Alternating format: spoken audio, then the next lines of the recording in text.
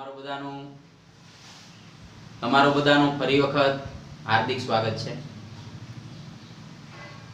ધોરણ 11 સમાજશાસ્ત્રની અંદર એકમ નંબર 2 સમાજશાસ્ત્રના મૂળભૂત ખ્યાલો અથવા તો વિભાવનાઓ એની અંદર છીએ।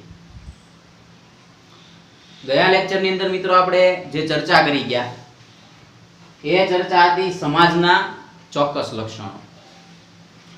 કોઈ પણ માનવ સમુદાય હોય અથવા તો કોઈ પણ માનવ સમાજ હોય એને પોતાના ચોક્કસ લક્ષણો હોય કે જેમ માણસને ઓળખવાના ચોક્કસ લક્ષણો છે એમ સમાજશાસ્ત્રીઓએ સમાજને ઓળખવાના પણ ચોક્કસ લક્ષણો આપ્યા છે કે ભાઈ સમાજ કોને કહેવાય, સમાજ કેવો હોવો જોઈએ।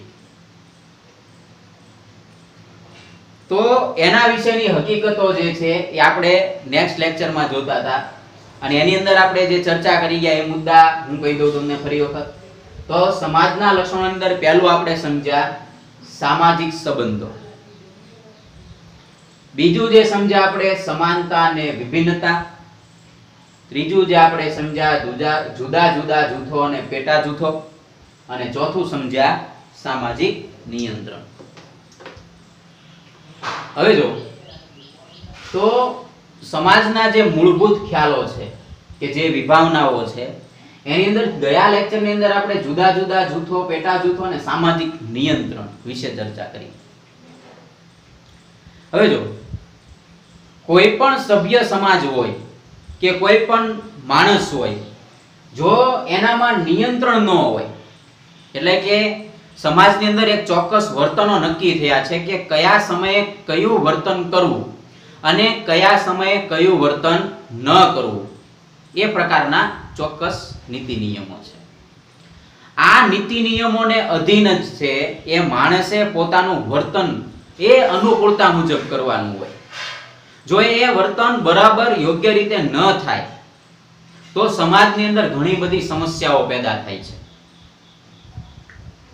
અને સમાજે પોતાની જગ્યા ઉપર ટકી રહેવા માટે અને હંમેશા સમાજનો વિકાસ થાય એવા પ્રયત્નો કરવા માટે સમાજની અંદર નિયંત્રણ ખૂબ જરૂરી છે। આપણે ગયા લેક્ચરની અંદર સમજ્યા કે નિયંત્રણથી શું શું ફાયદાઓ થાય। જો અહીંયા નિયંત્રણો એટલે એવા ભયંકર નિયંત્રણો નહીં કે ભાઈ વ્યક્તિ છે એ મૂંઝાઈ જાય, એવું નહીં। વ્યક્તિ પોતે જાતે અમુક નિર્ણય ન લઈ શકે એટલું બધું નિયંત્રણ નહીં, પણ અમુક નિયંત્રણો એવા નિયંત્રણો છે કે જે સમાજને ટકાવી રાખવા માટે ખૂબ જરૂરી હોય। બરાબર, તો હવે જોઈએ તો પાંચમો મુદ્દો, આ જે ચોથો સમજ્યા આપણે સામાજિક નિયંત્રણ, પાંચમો મુદ્દો જે છે બાકી છે એના અંદર જઈએ આપણે કે સામાજિક નિયંત્રણની પદ્ધતિ સમાજના સાતત્યને ટકાવી રાખે છે। સમજો શું કીધું કે સામાજિક નિયંત્રણની પદ્ધતિ સમાજના સાતત્યને ટકાવવાનું। સાતત્ય એટલે જોડાણ, હાલ્યું રહેવું, અથવા તો આપણે એમ કહીએ કે સાતત્ય એટલે કે જે ચાલતું આવે છે એમ ચાલતું રહે પરિવર્તન સાથે, એને આપણે શું કહીશું? સાતત્ય। હવે જો સાતત્ય ક્યારે ટકી રહે? જો સમાજની નિયંત્રણ પદ્ધતિ સમાજના સાતત્યને ટકાવે, આપણને એમ કીધું એટલે કે સમાજની અંદર જે ચોક્કસ વર્તનો છે એ વર્તનો અમુક સમયે અમુક વર્તનો યોગ્ય છે। હમણાં હું એમ બોલ્યો, ફરી વખત રિપીટ કરું છું, વડીલોને માન સન્માન આપવું, તો એ શરૂઆતની અંદર ચાલો આપણે એમ કહીએ કે ભાઈ એ સમાજની અંદર જ્યારે એવું નક્કી થયું છે કે વડીલોને માન સન્માન આપવું તો એ સમયે શિસ્તના સ્વરૂપમાં હોય ને, પણ આપણા સમાજની અંદર એ શિસ્તના રૂપે હતું ને પછી ધીમે ધીમે કદાચ એ સંસ્કાર બની ગયું। હવે સંસ્કાર એટલે જ હું એમ કહું છું કે નિયંત્રણ છે એક પ્રકારનું। આમ ન કરવું જોઈએ, આમ કરવું જોઈએ। જો અહીંયા આ બે બાબતો છે, જો તો તે સમાજ ટકી રહે। સાથે આપણને ઉમેરો કરે છે કે લગ્ન અને કુટુંબ સંસ્થાઓ સમાજના સાતત્યમાં મદદરૂપ થાય। બરોબર છે, 100% સાચી વાત છે કે લગ્ન અને કુટુંબ સંસ્થાઓ, કેમ તો કે સમાજની અંદર લગ્ન આપણે એવું શીખી ગયા અથવા તો આપણે હજી આવનારા લેક્ચરોમાં એવું જોશું પણ ખરા કે લગ્ન છે ને એ સમાજની અંદર નવા સભ્યોની પૂર્તિ કરે છે। ચાલો આપણે એવું માની લઈએ કે ખાલી લગ્નની અંદર જે છે એ નવા સભ્યોની પૂર્તિ થાય નહીં।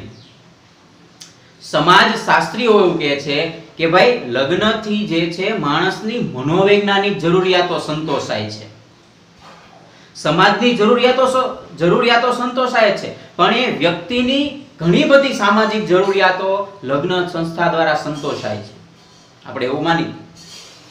બીજી બાબત એ પણ છે કે લગ્નથી મનોવૈજ્ઞાનિક જરૂરિયાતોની સાથે માણસની મનોવૈજ્ઞાનિક જરૂરિયાતો સંતોષાતી તો જાય જ છે, સાથે સાથે લગ્ન દ્વારા વ્યક્તિ સમાજમાં માનભર્યું જીવન જીવી શકે એવા પ્રકારની વ્યવસ્થા છે. હું એનો મતલબ એમ નથી કહેતો કે લગ્ન ન થાય વ્યક્તિ માનભર્યું જીવન નથી જીવતા. મારો સંદર્ભ એવો છે સમાજશાસ્ત્રના સંદર્ભમાં કે લગ્ન છે તો કુટુંબ સંસ્થા છે. જો કુટુંબને નવા સભ્યોની જરૂરિયાત છે, કારણ કે મુદ્દો શું છે? સાતત્ય, ચાલતું રહેવું જોઈએ, બરાબર? તો એટલા માટે કહે છે કે લગ્ન અને કુટુંબ સંસ્થાઓ સમાજના સાતત્યમાં શું થાય છે? મદદરૂપ થાય છે. હવે આગળ જોઈએ, સામાજિકરણની પ્રક્રિયા દ્વારા કુટુંબ, જોજો સામાજિકરણ એટલે સમાજની અંદર વ્યક્તિને કેમ રહેવું જોઈએ, એનું વર્તન કેવા પ્રકારનું હોવું જોઈએ, એ બાબત શીખવવાનું કામ એટલે આપણે એને સામાજિકરણ કહીએ. તો એ પ્રક્રિયા દ્વારા કુટુંબ પેઢી દર પેઢી સામાજિક સાંસ્કૃતિક વારસાનું આંતરીકરણ કરીને, આંતરીકરણ એટલે કે પોતાનામાં એ અપનાવીને, એને શું કહેવાય? આંતરીકરણ. ઘણા લોકો નથી, ઘણા હીરોને જોઈને પોતાનામાં આંતરીકરણ કરે કે પોતે ઈ જ છે. ઘણાને વિલનના રોલમાં રસ હોય, વેમ આવી જાય. બરાબર, ચાલો. તો વારસાનું શું કરે છે? આંતરીકરણ કરે છે, બરાબર? એ ભાઈ અહીં જો, તો એ વારસાનું આંતરીકરણ કરીને સમાજનું સાતત્ય ટકાવી રાખે. અને સમાજનું સાતત્ય તો જ ટકી શકે જો સમાજે નક્કી કરેલા જે નીતિ નિયમો છે એ પોતે અપનાવે. આંતરીકરણ એટલે અપનાવવું, પોતાનામાં એમ જીવવું, એમ પણ કહી શકીએ. ઘણા બધા અર્થ છે. હાવ દેશી ભાષામાં આપણે કહી દીધું કે એમ જીવવું, બરોબર છે? તો આ જે છે એ સાતત્ય છે. સમાજનું નિયંત્રણની પદ્ધતિ અને સમાજનું સાતત્ય તો જ જળવાય રહે, તો જ સમાજ ટકી શકે. પરિવર્તન, જો બહુ સરસ મુદ્દો છે. સામાજિક લક્ષણોના 4 અને આ 5મો મુદ્દો અને આ 6થો મુદ્દો છે પરિવર્તન. સમાજના સાતત્યની સાથે તેમાં પરિવર્તન આવે છે, સીધી વસ્તુ છે.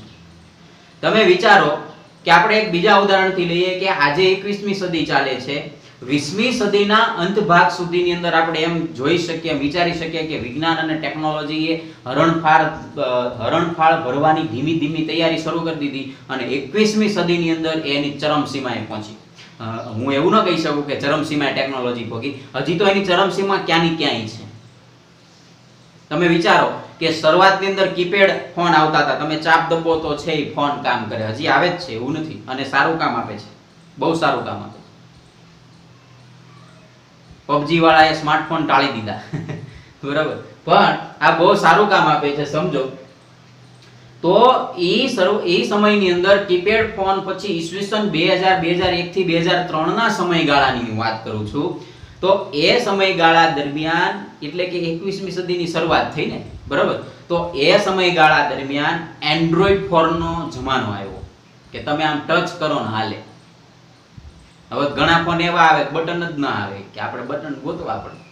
ઘણા જૂના માણસોને આપો તો એમ કે આ ક્યાં હું બટન વિનાના ફોન લઈ, બરાબર? પણ એક મજા છે.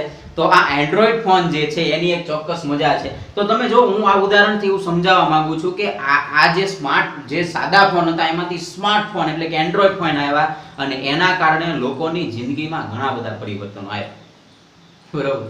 ઘણા બધા, અમુકને બહુ પરિવર્તન આવી ગયા, પાછા અતિશય પરિવર્તન આવી ગયા, પબજી વાળા ખાસ.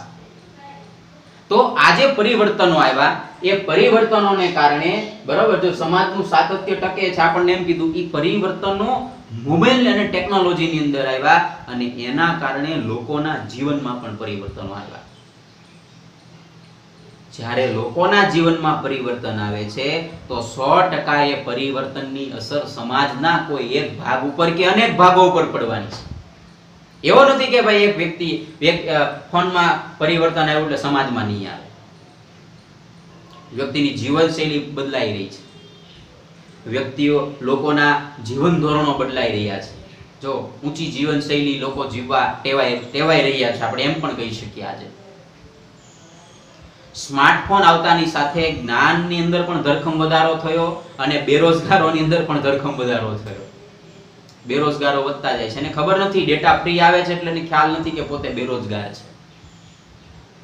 નાકે નાકે બેઠા જ હોય. જોજો તમે એમાંના એક નથી, નહીં જોજો પાછા. બરાબર. ચલો તો જો સમાજમાં સાતત્યની સાથે તેમાં પરિવર્તન આવે છે. સીધી વસ્તુ મેં તમને કહી દીધી આપણે ફોનની મદદથી. જો કે સમયે સમયે સમાજે પરિવર્તનની ગતિમાં તફાવત હોય છે. જોજો શું હોય છે? તફાવત હોય. કેમ? આપણે ભારતની જો વાત કરીએ, ભારતના સંદર્ભમાં, તો ભારતની અંદર તમને ખબર છે બંગાળનો અખાત.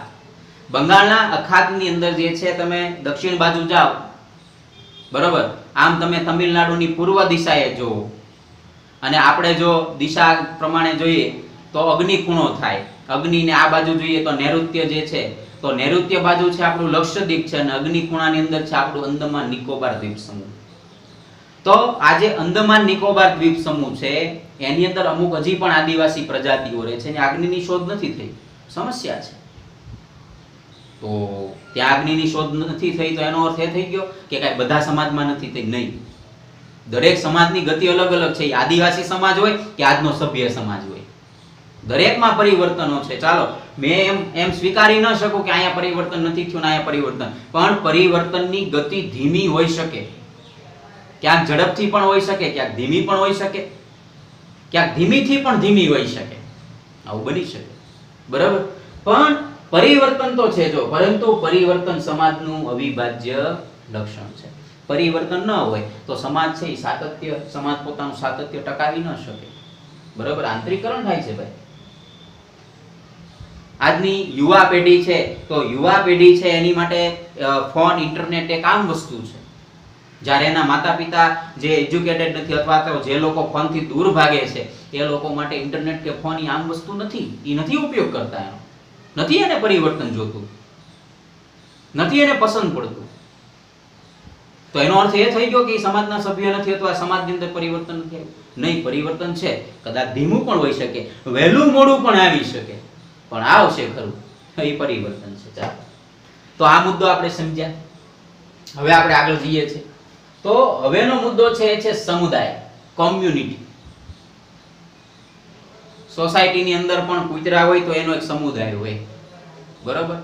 અજાણ્યું કૂતરું આવી ગયું હોય તો જે જમાવટ બોલે તો આખી એની કોમ્યુનિટી ભેગી થઈ જાય, કારણ કે વિંગ કરવી પડે.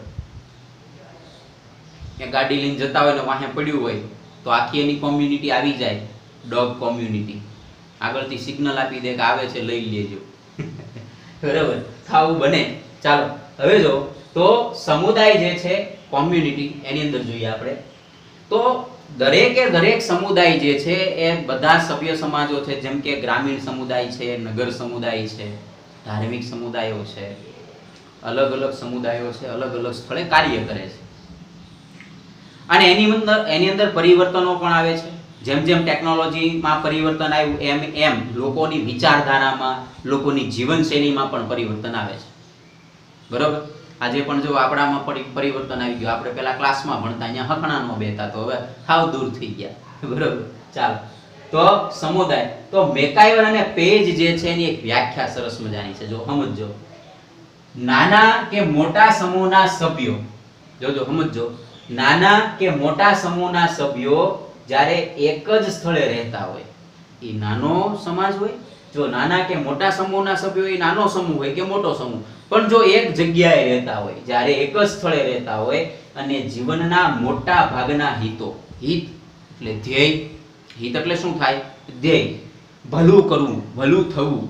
બરાબર. તો મોટા ભાગના હિતો સંતોષવાનો પ્રયત્ન કરે ત્યારે તેવા સ્થાનિક સમૂહને શું કહેવાય? સમુદાય. બરાબર. સ્થાનિક એટલે કે જે તે પ્રદેશના સમૂહને હું આપણે કહીશું સમુદાય.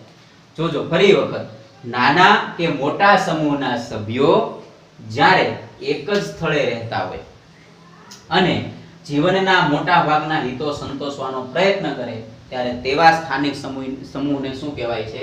તો કે એને સમુદાય કહે છે. બરાબર. હવે આપણે જોઈએ, વિચારીએ કે અહીંયા આપણે એવું સમજ્યા કે સમુદાય શા માટે જરૂરી છે. જો વ્યક્તિની ચોક્કસ જરૂરિયાતો હોય સમાજની અંદર. એ બધી જ જરૂરિયાતો વ્યક્તિ પોતે એકલી અથવા તો એમ કહી શકીએ કે જાતે સંતોષી ન શકે.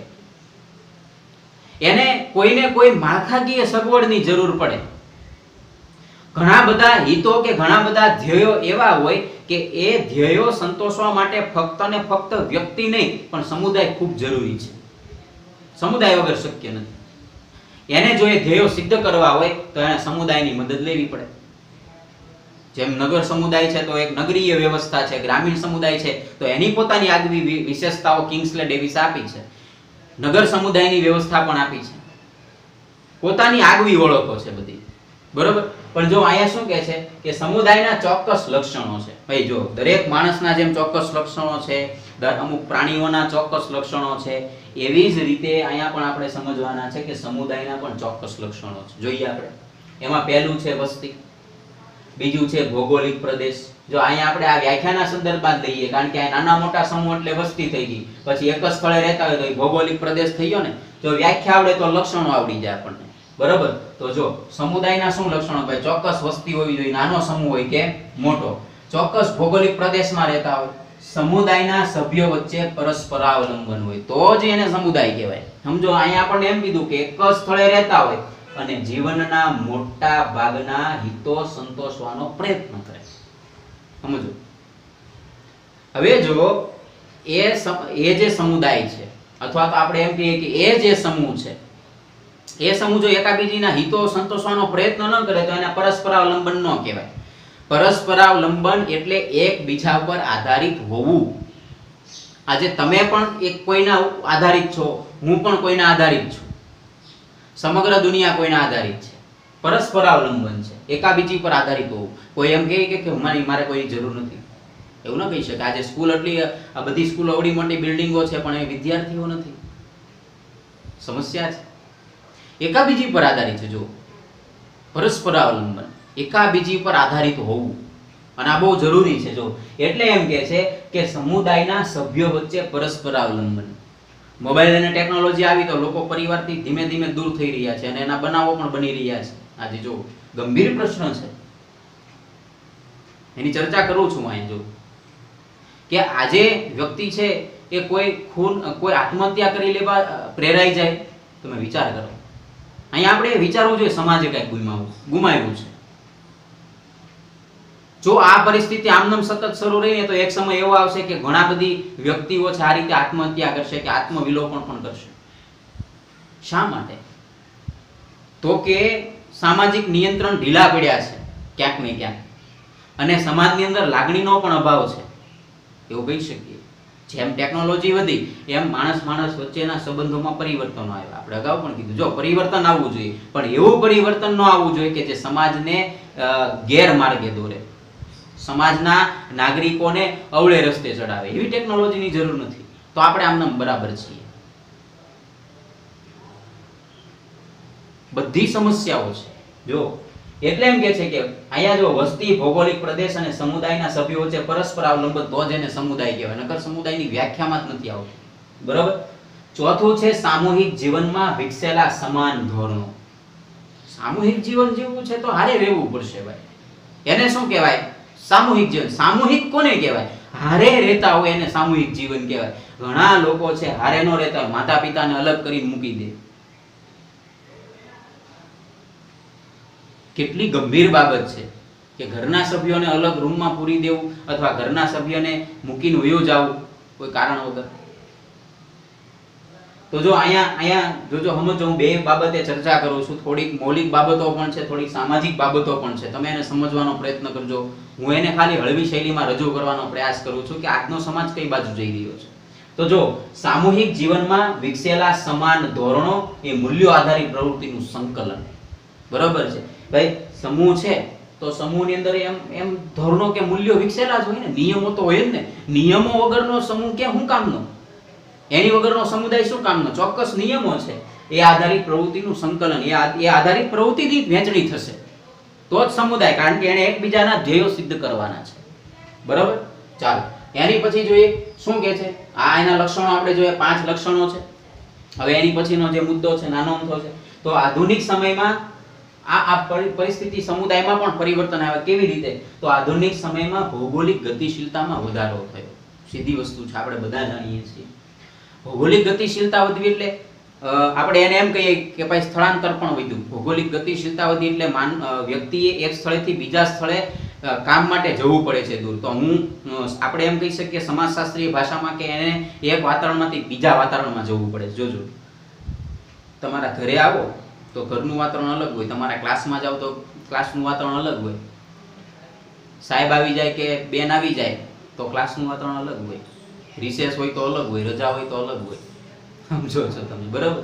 તો આ જો આધુનિક સમયમાં ભૌગોલિક ગતિશીલતા વધી, કારણ કે સ્થળાંતર લોકોનું વધ્યું, વાહન વ્યવહારના સાધનો વધ્યા, વાહન વ્યવહારના સાધનો, સંદેશા વ્યવહારના સાધનોની અંદર પરિવર્તન આવ્યા. હું એમ કહું, સંદેશા વ્યવહારના સાધનો તો હતા જ તે, પણ એની અંદર નવી નવી ટેકનોલોજી આવી અને એના પરિણામે જો શું કહે છે કે ઉદ્યોગીકરણ, શહેરીકરણ, વૈશ્વિકીકરણની પ્રક્રિયા થઈ.